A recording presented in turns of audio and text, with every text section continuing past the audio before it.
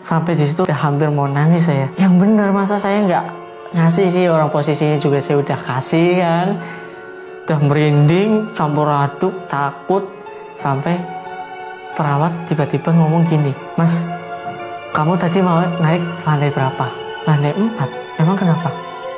"Nanti sampai naiknya ke lantai 3 yang kosong. Tapi sampean karena belum tahu detailnya rumah sakit ini, sampean asal tinggal di ruangan itu." "Enggak Mas," kata saya, "beneran saya di situ." Akhirnya karena saya juga panik ya, dilihatlah dulu di CCTV Mas. Dilihat di CCTV sama security dibuka, beneran saya ternyata keluar di lantai 3. Dan seolah-olah di situ saya kayak ngomong sendiri. Halo semuanya, selamat datang di channel PKWN 666. Bersama saya, Denong. Kali ini kita dalam sesi Medeni. Nah, kali ini kita kedatangan narasumber yaitu Mas Awan. Mas Awan, gimana kabarnya? Kesibukan apa yang sekarang dijalani? Alhamdulillah, untuk kabar baik-baik aja. Seperti biasa, kalau untuk kesibukan masih di dunia kemanusiaan Mas. Karena yang namanya kita hidup, buat apa kalau kita nggak bisa bermanfaat buat orang banyak. Tapi kalau untuk pekerjaannya sekarang udah agak sedikit berbeda dari sebelumnya. Yang dulunya supir ambulans, sekarang alhamdulillah sudah diberikan kepercayaan di pemerintah desa. Alhamdulillah. Jadi sekarang aku di pemerintahan desa. Ya walaupun usia 24 tapi udah punya anak ribuan. Berkepala keluarga banyak gitu kan. Tapi ya itulah. Cuman kalau untuk kesibukan sih masih untuk bawa mobil siaga, mobil ambulan masih aku bawa, karena itu salah satu bagian daripada tujuan hidup aku, untuk bisa membantu manusia gitu, untuk bisa membantu orang lain, sesama manusia. Kita harus tolong menolong. Iya, bagus banget ya teman-teman. Ternyata Mas Awan sekarang udah mengalami beberapa perubahan dari pekerjaannya, mulai dari supir ambulans, sekarang udah jadi di pemerintahan di desa. Lalu Mas Awan, untuk pengalamannya ini ada pengalaman apa lagi nih yang bisa disampaikan ke teman-teman? Kalau untuk pengalaman kan banyak ya. Sebelumnya juga di VT yang waktu part pertama itu kan masih banyak sebenarnya pengalaman. Cuman yang untuk mau diangkat di malam ini nggak usah banyak-banyak lah ya. Buat simpanan lagi gitu kan. Paling 1 atau 2 cerita aja. Yang pertama, ketika aku masih di rumah sakit, itu aku berada di dunia lain atau dimensi lainnya. Nah, untuk ceritanya seperti apa, itu nanti kita masuk sesi cerita aja. Kalau untuk cerita yang keduanya, paling kita mengangkat, atau saya sendiri mengangkat kejadian setelah menolong atau mengevakuasi jenazah kecelakaan di jalan raya. Itu sih Mas, 2 cerita itu. Nah, silakan Mas Awan, tinggal pilih cerita mana dulu yang mau diceritakan. Monggo. Oke. Jadi teman-teman, waktu itu saya masih berada di rumah sakit. Pekerjaan utama saya sebagai driver ambulan plus sekaligus untuk bagian pasien, spesialis pasien. Kan di sesi VT sebelumnya juga kan sudah dijelaskan bahwasanya di driver ambulan itu, kalau di rumah sakit itu ada beberapa rumah sakit yang menerapkan sistem driver ambulan khusus pasien, driver ambulan khusus jenazah, sama driver operasional biasa. Nah, di sini saya mau bercerita ketika pengalaman saya menjadi driver ambulan khusus pasien. Karena driver ambulan khusus pasien dan jenazah itu ada beberapa perbedaan. Salah satunya, kita ada pasien ataupun nggak ada pasien untuk dijemput, kita masih tetap untuk standby untuk membantu mobilisasi di IGD, penanganan di IGD. Entah itu cuma hanya bantu dorong pasien. Kadang kalau kita udah tahu ilmunya, ya bantu ketika perawat juga sibuk inisiatif untuk bantu cuman hanya ganti infus atau ya intinya membantu mobilisasi yang ringan-ringan lah di IGD gitu kan. Sekalian kita juga belajar tentang paramedis atau tentang ilmu medis pertolongan yang ada di IGD. Kan bisa diaplikasikan ketika kita di luar dari rumah sakit gitu loh, penanganan pertamanya. Di situ saya posisi lagi dinas malam Mas, seperti biasa. Dinas malam, entah itu saya posisi lagi kecapean atau enggak ya. Yang jelas di sini posisi saya sadar. Itu sekitar jam 12:30 malam. Waktu itu masih di kondisi pandemi. Cuman udah agak berkurang. Nah, kebetulan di rumah sakit yang saya bekerja, ini nggak usah sebutin rumah sakitnya ya, karena nggak enak juga kan. Jadi itu ada satu ruangan atau satu lantai, di lantai 3 itu bekas penanganan COVID, pasien COVID. Di situ ya bekas khusus untuk pasien COVID lah ya. Setelah ini mau perpindahan untuk pandemi berakhir, tapi kan ruangan itu belum bisa difungsikan, jadi memfungsikan ruangan-ruangan yang lain masih berfungsi. Di situ ceritanya jam 12:30 malam, saya disuruh sama perawat untuk mengembalikan alat di ruangan bayi, yang mana di situ tempatnya ya ibu-ibu hamil, anak-anak kecil, bayi gitu kan. Di situ itu tempatnya sebenarnya ada di lantai 4. Dan saya membawa alatnya itu dengan ya didorong sendirian. Saya masuk ke lift. Cuman liftnya juga dari sebelum-sebelumnya emang aku dengar cerita dari security juga, emang kadang suka naik turun sendiri lift itu. Tapi aku masih seperti biasa ya, kalau belum ngerasain sendiri kan nggak percaya. Makanya aku masa bodoh lah. Dan untuk hal-hal yang seperti itu juga namanya kita hidup berdampingan antara yang nyata dan yang enggak. Jadi ya harap dimaklumi, percaya nggak percaya, yang namanya dunia nyata sama dunia enggak kan itu pasti ada kan di situ. Nah, saya masuk ke lift, saya udah pencet itu tombol. Tapi entah itu kesadaran saya berkurang atau gimana, saya begitu keluar dari lift, saya nggak memperhatikan tombol berhentinya lift itu di mana ya. Cuman tapi yang dipencet tombol 4. Ya, tombol 4. Saya masuk, begitu keluar, ruangan seperti biasa Mas. Ala kadarnya kayak ruangan umum lah ya, istilahnya ruangan perawatan. Dan di situ ada perawat yang jaga, ada bidan, ada istilahnya ada dokter, dan juga ada keluarga pasien sama pasien. Dan juga itu kan ruangan itu di satu lantai itu dibagi 2. Itu khusus ibu hamil atau yang mau melahirkan, sama ruangan khusus bayi atau peri biasanya.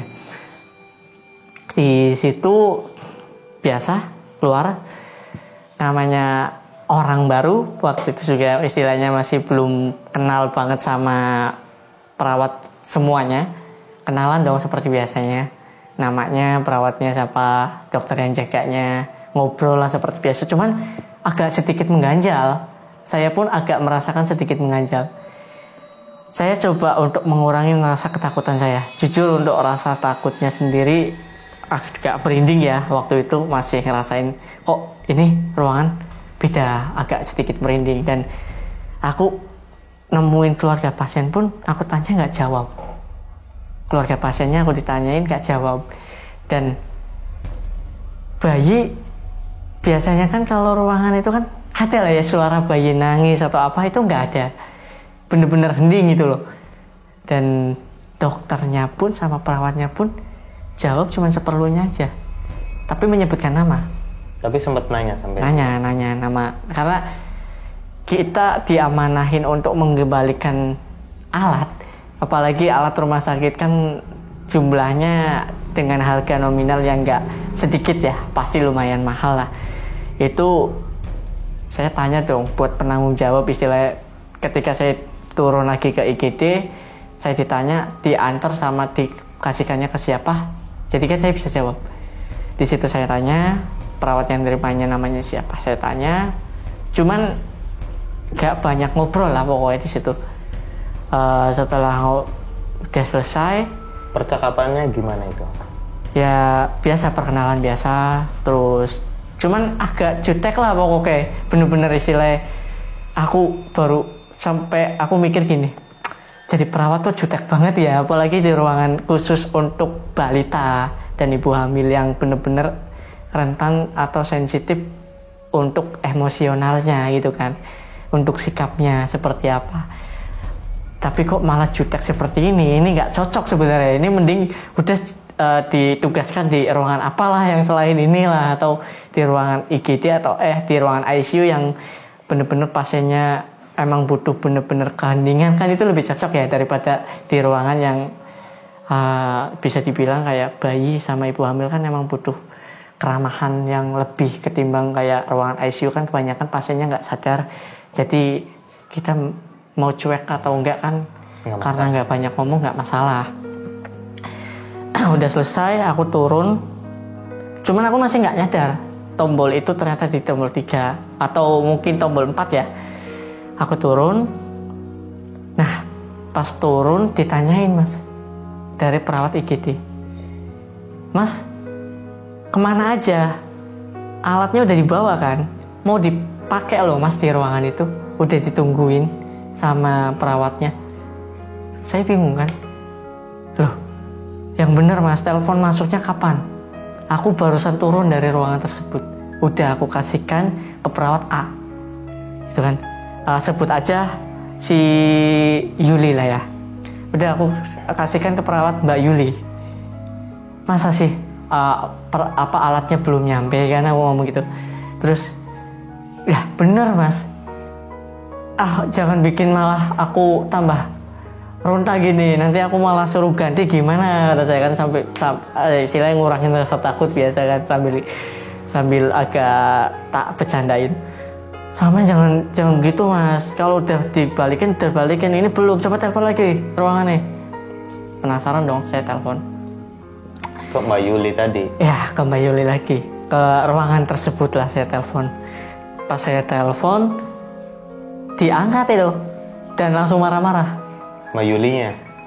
Nggak tahu, sebelumnya belum tahu namanya, itu perawatnya siapa. Kayak tiba-tiba langsung ngomong, mas gimana alatnya ini udah ditungguin, ini mau dipakai, ada pasien mau melahirkan, alat tersebut butuh buat dicek istilahnya nadinya si janin ini masih ada atau enggak, kontraksinya masih aktif atau enggak gitu, dan lain sebagainya lah.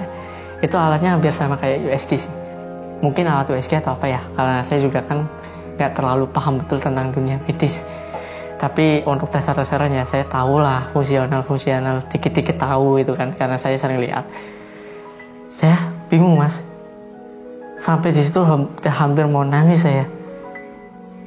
Yang benar, masa saya nggak ngasih sih, orang posisinya juga saya udah kasih kan, udah merinding, campur aduk, takut, sampai perawat tiba-tiba ngomong gini, mas kamu tadi mau naik lantai berapa? Lantai 4. Emang kenapa? Nanti sampean naiknya ke lantai 3 yang kosong.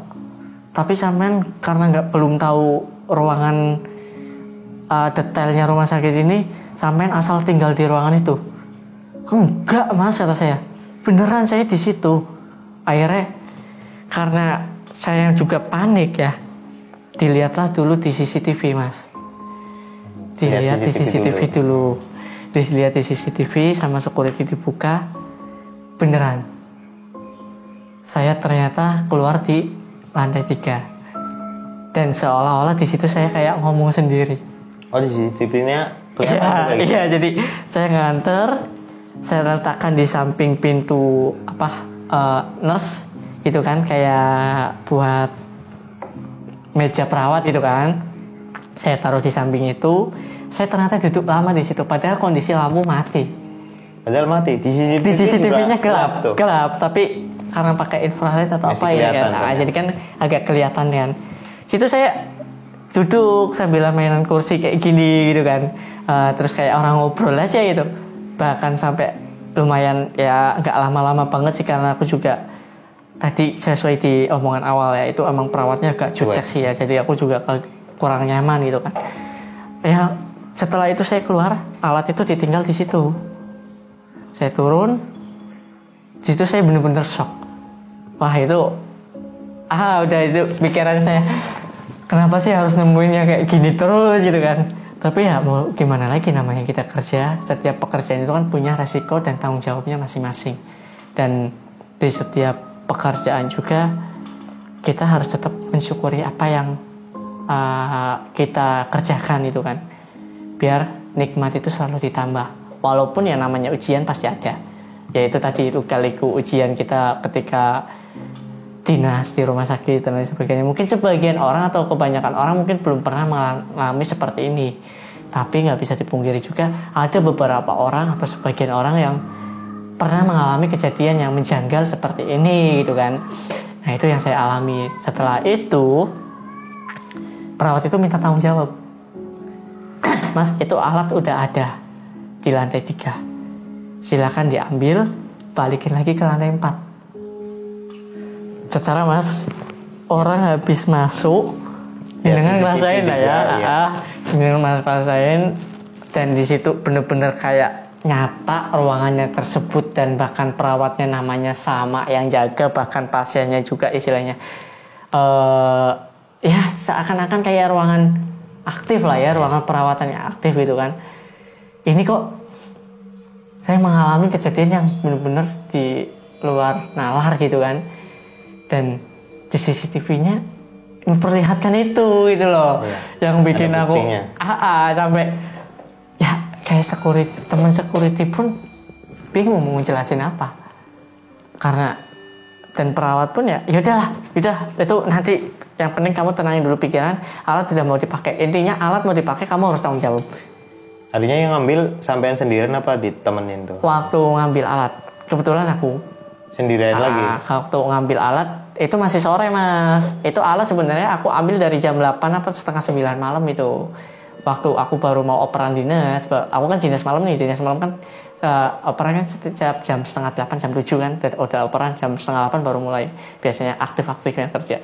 Itu alat baru aku ambil karena udah nggak dipakai, dan kebetulan alatnya mau dipakai lagi di ruangan tersebut. Aku harus kembalikan lagi.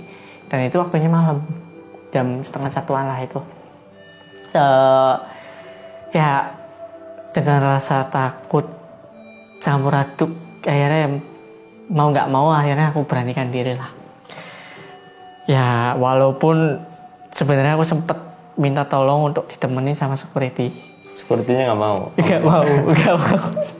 Aku juga itu, ini semoga aja temenku nggak nonton ya. Jadi makanya aku juga nggak mau nyebutin rumah sakit mananya, karena takutnya nanti gimana itu kan. Karena aku juga kan pernah kerja nggak cuma di 1-2 rumah sakit aja. Aku kerja pernah di 3 atau 4 rumah sakit kah itu. Di situ ya itu akhirnya aku beranikan masuk ke lantai 3. Itu benar itu aku benar. Yang keduanya aku masuk lantai 3, aku pas buka, wah benar-benar gelap Mas, itu Mas, gelap. Aku pakai flash HP. Ada kegiatan apa? Enggak ada. Aku nyalain flash HP. Aku mau keluar aja ragu-ragu, karena emang ruangan gelap. Tapi aku mikir, dan alat juga nggak kelihatan. Tapi pas dicari ada alatnya di situ. Pas di flash ada alatnya, masih sama di tempat yang aku naruh situ. Jadi gini, ini kan pintu lift ya. Ini pintu lift. Aku keluar di sini nih. Nah ini kan di sini meja meja perawat. Itu alat aku taruh sebelah sananya. Kan nggak kelihatan kalau lampu lift itu kan paling nyorot cuman satu arah kan, nggak bisa full ngelebar. Aku pakai flash ada. Dan di aku nggak mau lama-lama. Yang tadi ada nurse-nya nggak ada, itu kosong. Jadi dan emang itu ruangan katanya bekas COVID, bekas ruangan COVID, bekas pandemi gitu kan. Gimana ya, aku situ ngambil pun sebenarnya agak gemeter Mas, karena ya namanya manusia ya, seberani-beraninya manusia tetap punya rasa takut. Walaupun ya kita cuman dibolehin hanya takut sama Allah, tapi ya sifat manusiawi lah intinya, balik lagi ke sifat manusiawi. Aku ambil dengan terburu-buru, aku masuk ke lantai 4. Itu di ruangan 4. perawat itu belum tahu cerita itu. Iya. Belum tahu cerita itu. Padahal kondisi rumah sakit kan AC dingin ya. Iya. Dingin, jelas dingin lah. Nggak pernah AC dimatiin. Pasti paling cuma dikecilin. Itu kondisi aku keluar dari situ, masuk ke lantai 4, keluar dari lantai 4. Di ruang perawatan itu keringat udah banyak banget, Mas. Sampai aku dikasih minum sama perawatnya. Mas, sebenarnya apa sih yang terjadi? Sampai itu jangan bikin orang takut gitu loh. Karena emang rumah sakit kalau malam, mungkin Yana juga pernah masuk ke rumah sakit ya.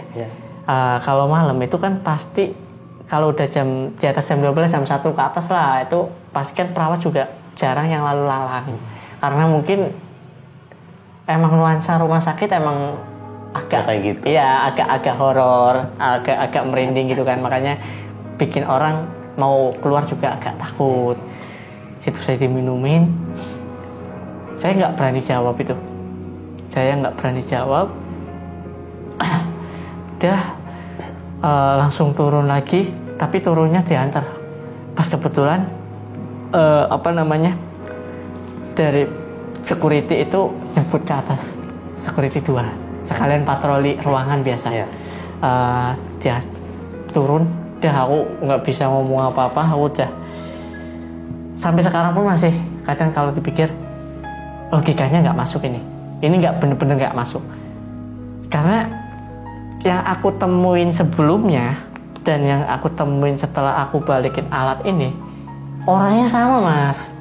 Namanya si tadi juga. Iya, mukanya sama, pakaian sama, bahkan ada penunggu pasien si bapak itu sebelum masuk pintu ruangan mirip juga. Jadi sebelum pintu masuk ruangan itu kan ada pintu penunggu kan di situ kan, kalau untuk ini sama. Makanya adalah kalau mikir kayak gini nggak bakal selesai. Karena cerita juga udah beberapa kali aku ngalami, jadi udahlah masa butuh. Yang penting kita tetap kerja sesuai dengan SOP gitu kan. Ataupun istilahnya yang nggak kelihatan itu mau kenalan atau apa, masa butuh. Itu cerita itu yang jadi benar-benar yang ada di ruangan 4 itu kayak copy paste ke ruangan 3 gitu. Iya, kayak copy paste. Orangnya sama, pasiennya sama, perawatnya juga itu sama, juga yang itu nyari juga ya itu. Nah, ini baru satu cerita, barangkali dengan ada yang mau ditanyakan di cerita ini monggo lah. Nah, itu suasana pertama tadi kan sampean gitu, hening, anak-anak di situ, ada ruangan anak-anak juga diem. Itu di atas diem kayak gitu apa normal? Ada suara bayi nangis normal dan ya. Perawat sama dokternya pun lagi ternyata ramah bercandaan ramah, bahkan istilahnya ya ngobrol lah, asik lah istilahnya, ngobrol cinta ya karena pokoknya dia selalu nanya ke saya walaupun saya itu diem ya. Kebalikannya, waktu pertama saya yang nyoba banyak nanya, dan yang keduanya karena saya udah kejadian yang seperti itu, saya yang kebanyakan diem, dia yang nanya gitu. Cuma ya aku jawab nggak bisa bikin enjoy gitu kan, karena masih kepikiran yang terus takut jangan-jangan yang lantai 3 ini dia naik ke atas. Itu yang bikin aku sampai ya Allah, ini kok bisa gitu loh. Yang tadinya aku sempat masih kurang yakin tentang jin atau yang nggak kelihatan itu bisa menyerupai manusia atau bentuk macam-macam, ternyata ini aku rasain, ternyata mungkin ini Tuhan membuktikan bahwasanya mereka bisa berbentuk wujud apa aja gitu loh, bahkan sekalipun menyerupai manusia. Dan kalau nggak salah dijelaskan juga di dalam Al-Quran atau hadis itu kan, di situ yang nggak bisa ditiru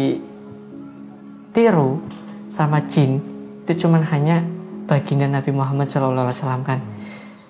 Dan kalau yang untuk manusia lain ya masih bisa lah istilahnya itu kan, atau kekasih-kekasihnya Allah mungkin untuk ditiru sama makhluk-makhluk gaib mungkin agak susah. Nah itu untuk Untuk ruangan yang nomor 3 ini, lantai 3 ini sebenarnya udah kosong lama berarti atau baru-baru kosongnya? Kondisinya gelap kayak gitu emang udah beberapa bulan kosong lah setelah istilahnya COVID udah mulai berkurang dan COVID dialihkan pasiennya ke rumah sakit daerah. Itu kan saya kerja di rumah sakit swasta ya. Di situ ya itu tadi kosong. Lampu juga sebenarnya pada dimatiin juga. Dimatiin gitu. Ya karena namanya. Memang udah nggak ada aktivitas. Ya kayak contoh, walaupun istilahnya ruangan tersebut ada perawat yang jaga atau dokter yang jaga, tapi kan ketika di satu ruangan pasien, misal contoh kayak di rumah sakit mana lah ya, jenengan masuk di ruang perawatan, kan ada kamar-kamar tuh. Yeah. Kayak kalau misal ada pasiennya, kamar itu kan dinyalain. Yeah. Kalau nggak ada pasien kan kamar pasti matiin karena percuma buang-buang listrik gitu kan. Rumah sakit juga menghemat listrik biar ya tujuannya mungkin positifnya biar nggak terjadinya global warming yang berlebihan gitu kan. Situ sih. Iya. Sepertinya juga sudah cukup jelas ya, pokoknya yang dialami Mas Awan ini tadi memang apa ya, cenderung memang di luar nalar, di luar nurul gitu. Di luar nurul karena memang bisa copy paste kayak gitu ya. Iya, cuma benar-benar yang ada di lantai 3 itu emang yang di lantai 4 kayak gitu ternyata. Posisinya mungkin pasiennya juga ada di ruangannya mungkin sebelah situ juga ya, sama ya? Iya, sama. Dan jadi benar-benar bisa ditiru. Iya, copy paste, dan cuman perbedaannya di sini yang biasanya yang nggak kasat mata itu menampakkan dirinya dengan apa ya, bentuk yang seram, ini berbeda dengan bentuk yang menyerupai manusia aslinya. Iya gitu loh. Tapi nggak ada yang diam-diam terus dia berubah wujud jadi aneh gitu, nggak ada ya pas di ruangan 3 itu. Karena benar-benar normal aja kayak gitu. Normal, karena itu tadi sih aku kan di awal juga kan bilang, aku kalau orangnya cuek, aku bisa cuek Mas. Dan aku juga males buat ngomong komunikasinya, buat apa kan orang istilahnya mereka juga susah diajak komunikasi, buat apa kita komunikasi. Tapi kalau ketika orang itu enak diajak komunikasi, aku pun welcome. Gitu loh. Sebaliknya istilahnya tergantung orang yang ada di dekat aku maunya seperti apa gitu loh. Kalau aku sih seperti itu. Ini semakin menarik nih. Jadi penasaran sama cerita yang selanjutnya nih Mas. Yang tadi yang apa? Yang waktu penyelamatan, mengevakuasi jenazah itu ya. Jenazah. Itu cuma, gimana Mas? Ya itu juga kondisinya aku sebenarnya harusnya aku dinas malam. Harusnya dinas malam aja itu kan. Tapi di sini ada yang mau tukar dinas Mas. Itu di rumah sakit yang sama tadi? Beda. Aku sengaja aku cerita acaknya random, aku pilih yang benar-benar menariknya dulu itu kan. Sebenarnya cerita di luar rumah sakit pun ada. Cuman aku pilih dulu lah cerita yang mau aku angkat gitu kan. Karena mengangkat cerita seperti ini juga sebenarnya agak takut juga sih Mas. Karena yang diceritakan orangnya juga kan sudah meninggal gitu kan. Jadi takutnya datengin atau gimana gitu kan. Nah di sini aku posisi harusnya dinas malam aja, tapi ada temen aku yang berhalangan di dinas siangnya nggak bisa dan minta tukeran. Jadi besoknya aku libur, yang harusnya besok aku masih ada malam, besoknya aku libur, dia yang dinesin gitu loh. Itu kalau di rumah sakit gitu sih bisa tuker-tukeran sih. Nah setelah itu aku dinas siang, berangkat seperti biasanya. Itu karena pasien lagi rame, kebetulan aku juga jemputan, udah beberapa kali aku jemput pasien. Dan pas itu mau pulang itu ya, aku ada laporan kecelakaan. Aku kan gini, jadi dinas itu kan aku berangkat itu kan jam 2-an itu aku karena deket kosan, aku kan mau mandi dulu, dan waktu itu sih aku drivernya masih random, masih bawa apa aja. dan masih bisa istilahnya karena berdampingan, yang penting ngomong ke security dan HP tetap on call. Itu aku udah capek banget karena keterbatasan tenaga manusia. Habis maghrib itu ada kecelakaan setengah tujuan lah, jam 6 lebih itu aku disuruh bawa korban kecelakaan itu. Aku datang ke lokasi, ternyata korbannya sudah meninggal dunia, Mas, dan kondisinya nggak utuh lah, ada beberapa bagian yang istilahnya terkelupas dan apa ya, ngelocok apa sih ya bahasa berbahasa gitu loh, yang ngelocok kepotong atau ngelocok atau ngelotop. Pokoknya itu kan ngelupas ya, itu kan jadi lepas ada bagian tepatnya bagian mana itu yang lepas? Itu di sini juga robek. Sama di kepala, mungkin karena dia nggak pakai helm, aku juga nggak lihat dia ada helm atau enggaknya. Di bagian sini nih, itu kepala belakang. Ya, tapi jadi sebelumnya sih belum nggak lepas, cuman tinggal dikit lagi itu kegesek aja sebenarnya, kekupas. Itu aku bawa karena nggak ada kantong jenazah dan istilahnya aku lupa nggak bawa kantong jenazah, jadi dan kebetulan juga aku bawa ambulan yang multifungsi ya, istilahnya nggak ada buat tempat apa namanya, itu benar-benar ambulan yang kalau emang ambulan pasien nggak ada ya itu kalau ada pasien baru difungsikan buat pasien, tapi peruntukan utamanya sebenarnya itu buat jenazah. Aku masukkan ke bawah. Mungkin fungsinya kantong jenazah ini buat mengamankan barangkali organ tubuh itu biar nggak tercecer ya. Di sini aku emang nggak bawa itu, dan aku bawa si pasien itu ke Brangkar, aku masukin ke ambulan. Aku pulang ke rumah sakit, diotopsi lah pasien itu. Tapi aku di sini karena udah capek, jadi nggak terlalu fokus. Aku nggak ngecek di dalam ambulan itu, Mas. Aku nggak ngecek di dalam ambulan itu. Akhirnya ya mau nggak mau kan, ada tercecer lah satu ini kayak yang lupas itu tadi, itu tercecer di bawah Brangkar itu, terselip lah itu. Dan waktu otopsi pun gak ada yang kehilangan karena emang udah nggak berbentuk normal lah ya. Jadi kan istilahnya gitu. Udah si jenazah setelah diotopsi, aku juga nggak tahu prosedur otopsi seperti apa. Ini setelah pemulasaran dibungkus plastik gitu kan, kalau jenazah kecelakaan kan biar nggak rembes itu kan dibungkus plastik gitu kan. Di situ aku izin mandi, pulang ke kosan. Itu seperti biasa. Apa itu? Di kos-kosan yang sama yang kayak cerita yang sebelumnya. Kalau sebelumnya itu kan waktu di Bali ada yang ketok-ketok. Nah ini di kosan.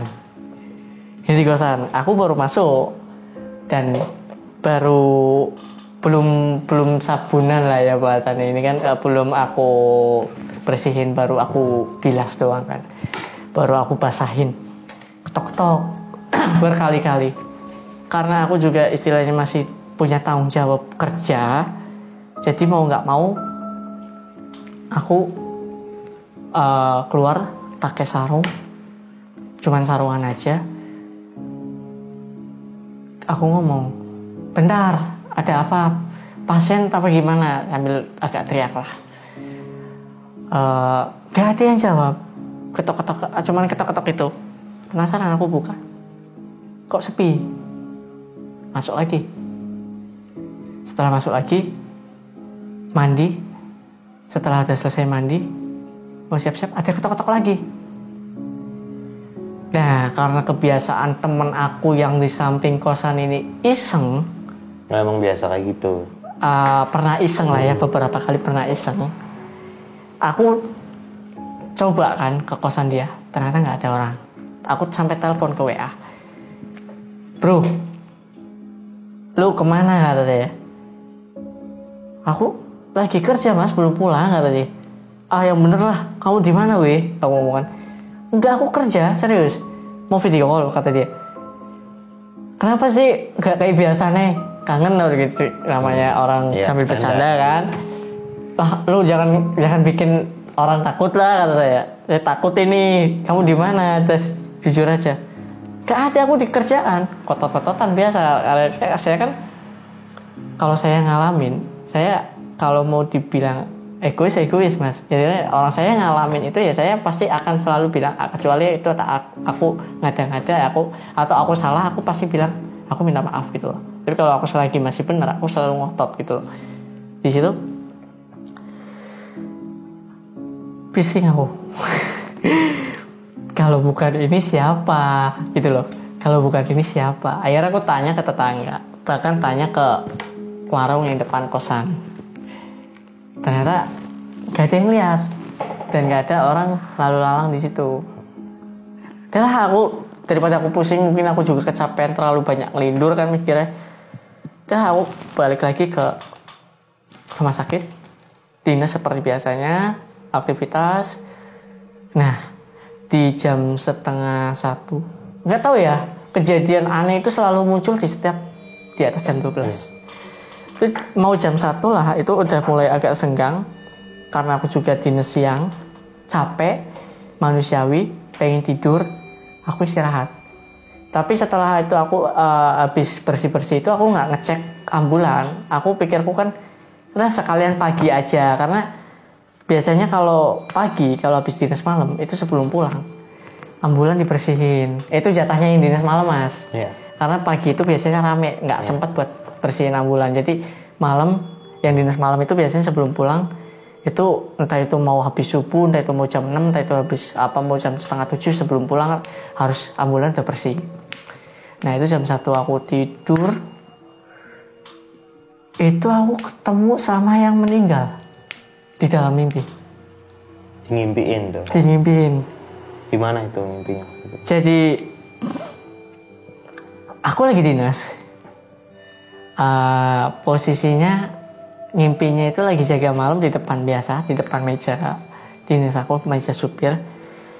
Di situ orang itu datang dari kejauhan. Cuman waktu aku mikirnya orang tersebut ya, tapi kalau untuk lihat detailnya waktu meninggal emang mukanya juga udah nggak terlalu kelihatan, jadi aku agak samar-samar, tapi ya hampir mirip lah kayak orang yang meninggal yang aku evakuasi habis maghrib itu. Di situ aku dia datengin, tapi dia nggak ngomong apa-apa, dia cuma ngeliatin, habis itu pergi. Itu doang? Iya, aku sampai dia ngeliatin, sampai aku sapa, gimana pak, ada yang bisa dibantu? Tapi di dalam mimpi itu ya kaki juga udah gemeter. Saya kan kalau ada orang asing terus liatin sendiri, terus takut kan, istilahnya takut ada masalah atau apa gitu kan, takut mau melakukan kejahatan gitu kan, barangkali kan. Tapi dia nggak ngomong apa-apa. Cuman yang bikin aku anehnya, dia berbalik, dia sempat berhenti di depan ambulan yang setelah yang pernah dipakai, yang aku bawa sore itu, yang aku bawa itu sore itu. Jadi dia putar balik, dia nggak tahu mau kemana, dia sempat berhenti di situ. Habis itu berhentinya sih nggak lama, cuman hanya ada jeda gitu kan di situ. Habis itu jalan. Seketika aku bangun mas. Itu bangun itu jam 2:30. Karena namanya kita kerja juga nggak bisa asal tiduran senangnya kan. Kalau untuk istirahat sebenarnya mungkin masih bisa toleran, apalagi kita kerja menjadi supir, kerjanya di jalan takutnya ngantuk atau gimana, itu kan butuh istirahat juga. Ditambah lagi dinas malam itu kan bahaya kalau ngantuk-ngantuk kita paksain. Aku bangun, keringet udah kerupiusan biasa. Di situ aku udah mikir istilahnya, ini orang siapa itu. Terus jenazah itu setelah diotopsi itu sorenya biasanya gitu kan, kalau dibawa ke rumah duka menggunakan rumah sakit ambulan rumah sakitnya kan. Ini enggak mas, ini pakai ambulan dari dianya sendiri, nyari dari luar lah istilahnya. Makanya aku kan nggak aku bersihin dulu itu kan, aku pikirku masih ada ambulan satu lagi buat bawa-bawa gitu kan. Jadi biar sekalian pagi dah. Karena bersihin darah kayak gitu malam-malam takut ada yang kelewat, mending pagi kelihatan sinar matahari kan. Jadi biar bisa bersih kan. Aku sambil mikir tuh, ini sebenarnya apa orang itu yang datang di mimpi aku siapa? Penasaran aku. Terus itu pokoknya dibikin bingung lah di mimpi itu. Aku bangun itu. Iya, makanya pertanyaan berarti di situ juga tidak menjelaskan apa-apa. Nggak menjelaskan apa-apa ya, di situ nggak menjelaskan apa-apa. Makanya aku udahlah sampai pagi pun aku mau pulang pikiran, bahkan nyuci mobil pun sebelum aku, jadi kan biasanya aku itu kan dalamnya itu biasanya terakhir kalau aku biasanya depan dulu baru nanti ke belakang, baru di dalamnya dibuka. Kadang aku buka dulu, tapi ini enggak, kebetulan aku buka, pas buka dalam aku keluarin berangkar itu stabilizer di rel yang buat dorong itu berangkar itu ada kulit, nggak banyak sih, sedikit lah, segini lah yang ini yang mungkin kepala itu kan. Awalnya aku kira gantungan kunci. Ada rambutnya nggak itu? Masih ada rambutnya, cuman awalnya aku kira gantungan kunci yang jatuh, tapi karena mungkin kecelakaan jadi di situ masih ada darah, jadi kecampur sama darah kan. Pas aku angkat, Allah Akbar, itu kulit mas, kulit yang aku angkat, kulit kepala. Situ spontan aku bersihin cepet-cepet, aku minta alamat korban yang kecelakaan yang aku jemput habis maghrib itu ke bagian administrasi sempat tanya, cuman aku bilang aku nggak kasih detail jawaban itu. Aku cuma bilang ada barang keluarga yang ketinggalan. Aku dikasih nomor HP. Awalnya itu keluarganya mau datang, tapi biar nggak rame, aku bilang, Pak, aku udah keluar dari jam kerja, udah pulang dinas, sekalian aku mau silaturahmi. Itu pun di jam 8-an lah, karena aku kan pulang bersih-bersih dulu kan, aku bersih-bersih dulu, dan biar nggak panik juga, bawa motornya juga biar nggak terburu-buru, karena kalau orang panik bawa kendaraan pun pasti kan takutnya nggak konsen, malah mencelakai diri sendiri. Akhirnya, oh yaudah mas, tapi nanti setelah pemakaman aja ya. Pak, kalau bisa sebelum pemakaman. Tapi saya nggak menjelaskan itu ada ketinggalan. Yaudah mas, saya tunggu. Tapi karena perjalanan juga lumayan jauh, daerah pegunungan, nggak terlalu pegunungan banget sih, cuman jalannya naik agak ke bukit-bukit gitu kan. Dan jalannya juga cukup lumayan bagus, dalam arti banyak bebatuan gitu kan. Nah di situ aku coba mengejar waktu, ternyata sampai situ udah dimakamin. Bingung aku mau menjelasin. Aku taruh di plastik. Aku mau ngeluarin aja agak ragu mas, takut kena marah atau gimana. Tapi mau nggak mau ya, aku ngomong lah apa adanya, aku ceritakan tadi. Keluarga kaget. Aku ngomong, Pak, ini aku ada barang yang ketinggalan di mobil. Cuman sebelum ini aku nggak cerita itu organnya ya. Aku aja ini semalamnya itu dimimpin nggak enak, kata yang datang liatin gini. Cuman ya mau gimana lagi, ngomong. Cerita bapaknya udah mulai ke firasat. Mas, minta maaf ya barangkali almarhum pernah berbuat salah atau apa, atau pernah kenal sama jenengan atau gimana. Oh enggak pak, aku bahkan malah nggak kenal almarhum, aku ngomong. Cuman ini ada miliknya almarhum yang ketinggalan di mobil. Aku buka, istrinya shock. Sempat itu mau dimakamin di sebelahnya. kata aku kan, ini kan udah dimakamin ya Pak ya, ini mau dimakamin, ini mau dikuburin di mana, di sebelahnya, maksudnya bikin lubang lagi di sebelahnya atau gimana. Tapi ada salah satu keluarga yang memaksa untuk bongkar lagi karena orang zaman dulu katanya takut nyariin, dibongkar lagi lah Mas itu makam. Ini aku baru buka cerita ini di sini ya. Sebelumnya aku pernah podcast juga di temen aku di Jakarta, belum pernah aku cerita ini. Ini sebelum aku di Jakarta, sebelum aku di Cirebon. Itu udah pokoknya akhirnya dibongkar, dibalikin lagi situ. Tapi setelah dibalikin lagi sampean didatangin lagi untuk kedua kali atau gimana? Alhamdulillah enggak ya. Dan itu udah aku tenang. Itu cerita yang benar-benar istilahnya ya gimana ya, balik lagi ke mistis lagi ya. Sebenarnya kalau mau, tapi lebih tenang kayak gitu ya daripada diucapin terima kasih gitu ya. Muncul lagi Mas, terima kasih gitu. Nggak Mas, aku nggak mau Mas, aku mau lebih baik udah nggak usah datengin ya. lagi gitu kan. Udah berpikir yang penting beliau tenang dan tugas saya juga selesai, dalam arti nggak ada yang tertinggal. Jangankan anggota tubuhnya, kalaupun itu ada milik dari korban almarhum atau korban kecelakaannya Mas itu pun, kalau itu barang dia, pasti aku cariin, aku kasihkan lagi Mas. Karena itu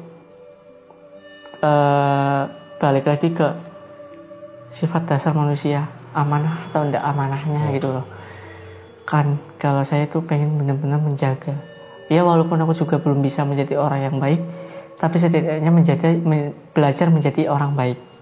Karena ketika kita memberikan suatu kebaikan kepada orang lain atau makhluk hidup yang lainnya, Allah pun akan memberikan yang terbaik buat kita.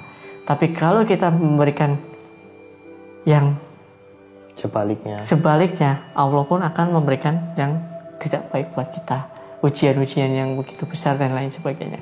Makanya itu yang menjadikan pedoman hidup saya.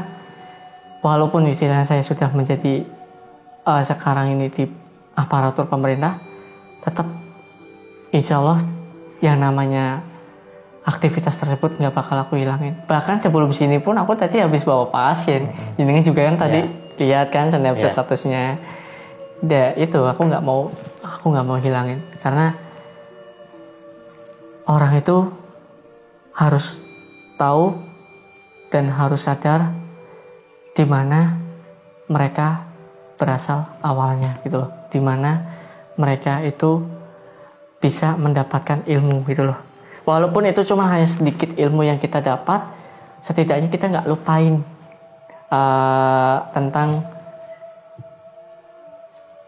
aktivitas kita sebelumnya gitu loh. Walaupun ya sebenarnya kalau kita bilang terlalu berlarut-larut dalam masa lalu pun nggak baik, tapi kalau kita sekali menengok masa lalu untuk menjadikan suatu pembelajaran, apalagi kebaikan di masa depan, itu ya nggak ada masalahnya. Dan alhamdulillah aku rasain sendiri gitu loh, dan yakinlah bahwasanya ketika kita menolong orang itu ganja, di samping kita mendapatkan pahala. Maaf di sini bukan aku bermaksud untuk ria atau gimana, di sini kita sharing ya Mas ya. Di samping kita mendapatkan pahala, kalau orang non Islam itu mungkin ada yang namanya karma baik sama karma buruk. Tapi kalau yang namanya orang Islam itu mungkin pahala sama dosa juga kan, ada yang dikasih di akhirat nanti atau ada yang langsung di dunia dengan berupa ujian-ujian itu loh. Itu tadi yang aku rasain. Alhamdulillah banyaklah kemudahan, bahkan walaupun cuma hanya lulusan SMA, alhamdulillah bisa masuk di pemerintahan. Karirnya bagus lah. Karirnya juga bagus. Cuma ya tetap yang namanya, sebenarnya aku juga agak takut nggak bisa menjalankan amanah aja sih. Itu yang masih aku Ya tetap diperjuangkan. gitu mas ceritanya. Mas Awan tadi sudah menceritakan cerita yang sangat menarik ya Mas Awan ya. Horornya juga sebenarnya dapat banget, ini saya juga sebenarnya merinding. Ini juga malam ya tag-nya, jadi kan Jam berapa kerasa ini? jadi Jam 10 malam. Iya, jam 10 malam. Jam 10 malam karena tadi Tapi habis. karena awalnya sudah sering mendengarkan cerita horor, jadi saya bisa menahannya gitu kan. Kalau misalnya enggak ya saya juga sering ngerinding Tapi ini itu. kayaknya bulu kaki juga udah mulai agak. Iya. Ya. Apa emang udah kayak gitu? Udah keangkat kadang-kadang ya kayak gitu, pada naik. Soalnya merindingnya itu kerasa. Iya, makanya itu. Saya juga sebenarnya walaupun udah sering ngerasain tetap Kadang juga narasumber merinding. ada yang maunya tag-nya siang. Kadang-kadang kan, tapi tak cari waktunya. Soalnya dia ngerasa misalnya untuk menceritakan kayak gitu berat kalau malam hari gitu kan. Iya. Ya saya sesuaikan aja. Untuk Mas Awan termasuknya berani gitu kan untuk menceritakan. Belum lagi ini pulang ya, sendirian ya, pulang hal-hal yang lewat horor tapi malam sepi-sepi hari gitu kan. Makanya aku bawa temen itu karena Ijo nggak berani mas. Nah, itu ya. Iya. Tapi di samping itu juga lagi rawan juga sih ya. Namanya malam hari kita tetap harus hati-hati buat teman-teman, buat semuanya, apalagi zaman sekarang ini. Ini buat perhatian aja ya, sekalian pesan buat semuanya aja. Hati-hati. Sekarang itu zamannya udah masya Allah mas. Anak-anak muda bahkan anak-anak yang masih sekolah aja udah punya geng-geng yang nggak jelas. Bahkan kejadiannya juga kan baru kemarin di Brebes itu kan kejadian sampai meninggal dunia karena tawuran itu. Ini buat waspada kita aja. Kalau bisa, kalau kita mau jalan malam-malam, usahain jangan sendiri. Kalaupun sendiri, usahain safety, memakai helm dan lain sebagainya. Dan usahakan jangan sambil megang HP atau membawa perhiasan atau membawa barang-barang yang terlalu mencolok lah. Iya benar. Ini sekalian buat pesan-pesan buat kita semua. Ya mungkin barangkali itu sebagai penutup juga untuk podcast kali ini ya Mas Awan. Terima kasih sudah hadir, sudah menceritakan untuk part 2-nya ya ini Mas Awan. Dulu ya. Monggo Mas. Terima kasih teman-teman yang sudah menonton. Jangan lupa untuk subscribe dan ikutin terus di PKWN 666 untuk nonton cerita-cerita horor selanjutnya. Terima kasih. Kami akhiri. Billahi taufiq wal hidayah. Wassalamualaikum warahmatullahi wabarakatuh.